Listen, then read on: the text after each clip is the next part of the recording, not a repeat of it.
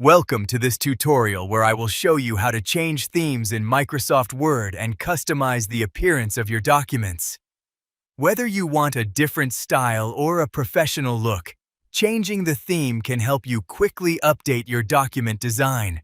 First, open Microsoft Word on your computer and create or open a document where you want to change the theme.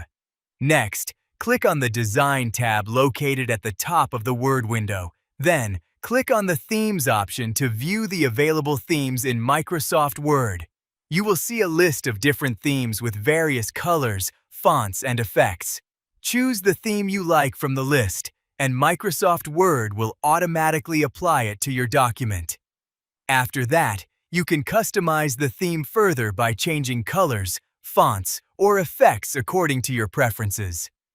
Finally, if you want to use this theme for all future documents, and choose the option to set it as the default theme.